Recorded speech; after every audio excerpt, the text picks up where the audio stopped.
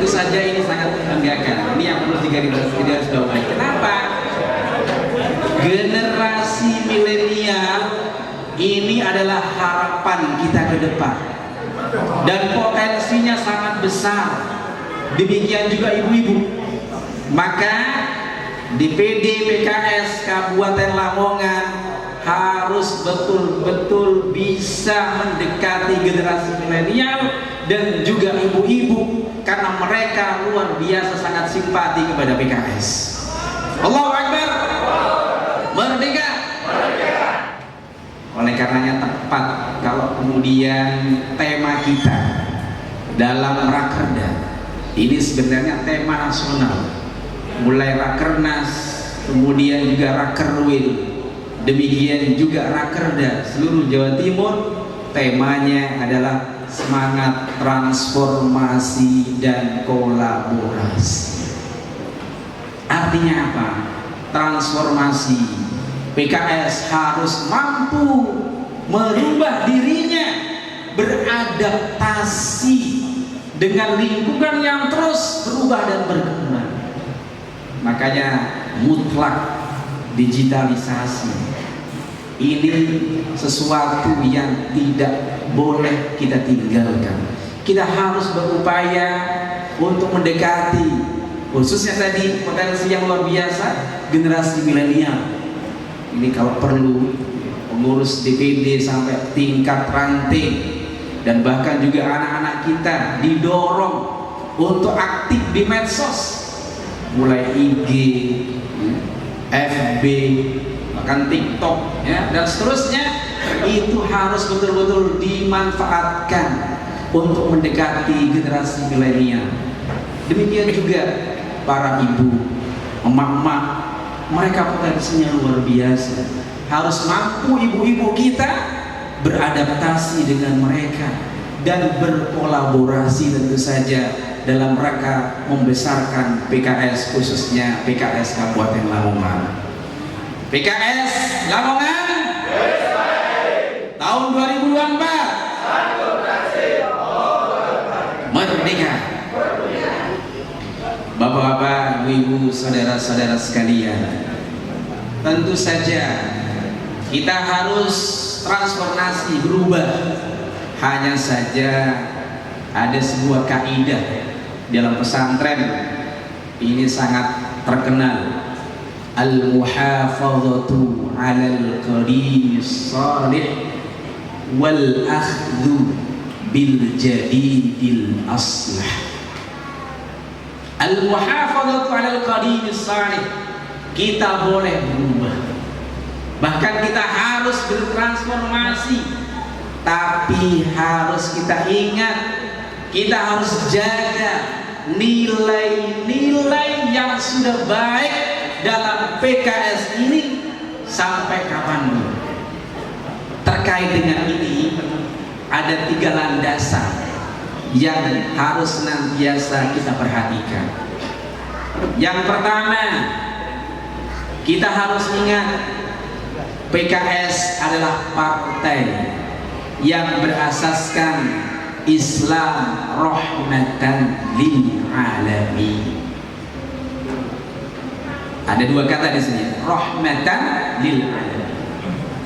Rahmah artinya Islam yang penuh dengan kasih sayang. Ada beberapa hal terkait dengan rahmatan ini. Yang pertama, kita harus ma'rifah. Sebagaimana Allah Subhanahu wa taala berfirman dalam surat Al-Hujurat ayat 13. A'udzu billahi minasyaitonir rajim. Bismillahirrahmanirrahim. Ya ayyuhan nas, inna khalaqnakum min dzakarin wa untha wa ja'alnakum syu'uban wa qabaila lita'arafu. Di sini Allah Subhanahu wa taala menyampaikan bahwasanya Allah menciptakan manusia itu terdiri dari berbagai macam suku bangsa. Artinya apa?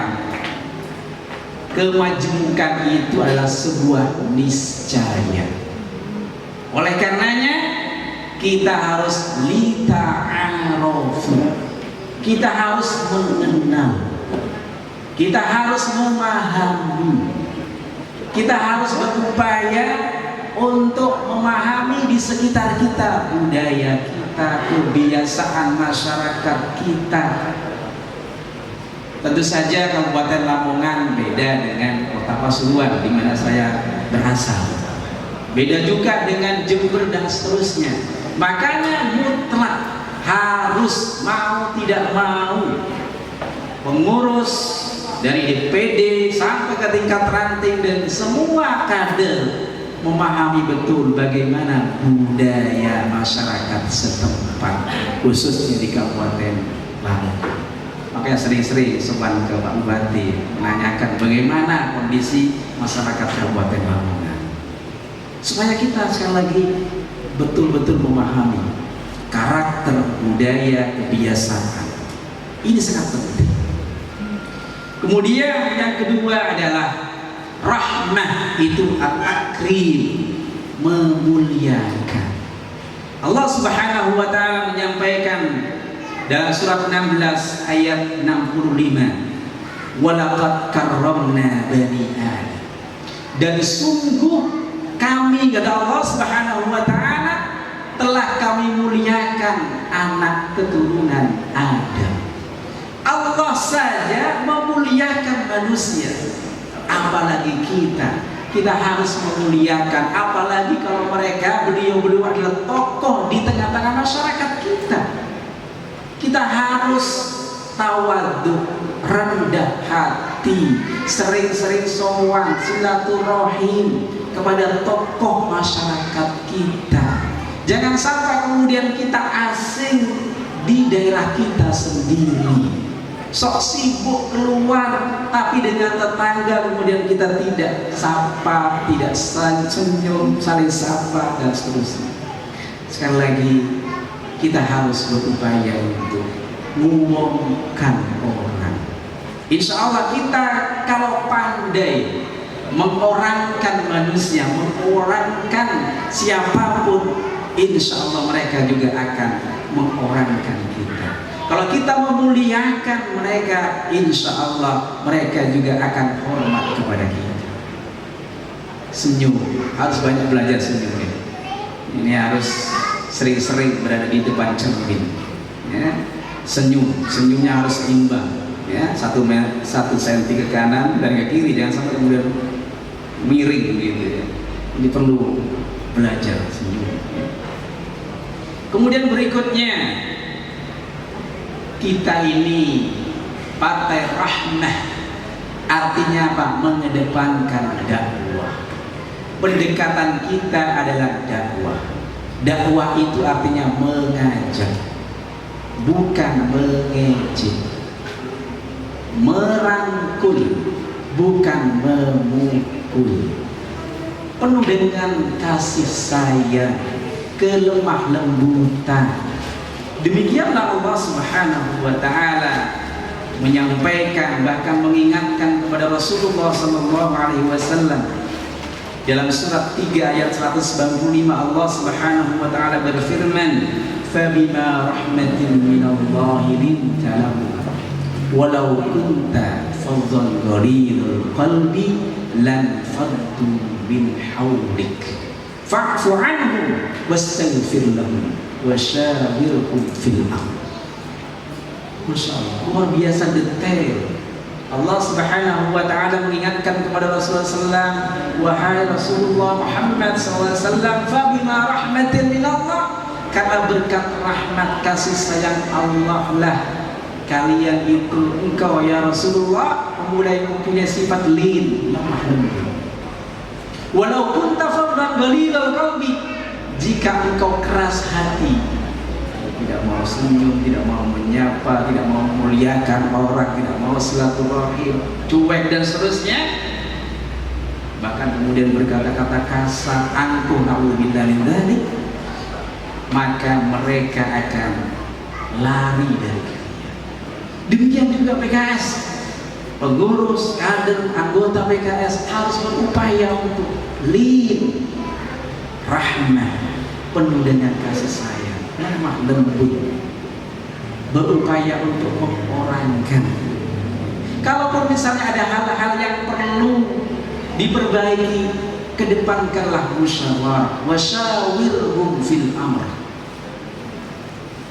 Kalaupun misalnya kemudian nggak sepakat, ya sudah, nata'awanu bima tafaqna, kita sepakat dengan hal-hal yang kita sepakati, dan kalaupun ada perbedaan, kita toleransi terhadap perbedaan itu sendiri.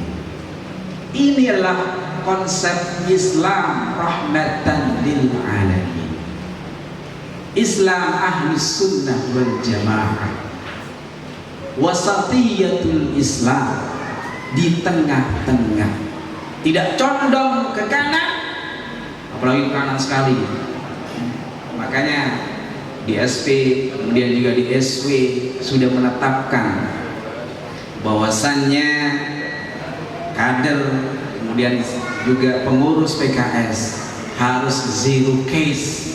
Salah satunya adalah kasus terkait dengan sampai struktur kemudian pengurus anggota PKS itu terjebak pada pemikiran-pemikiran yang ekstrim, di ekstrim kanan maupun juga ekstrim kiri.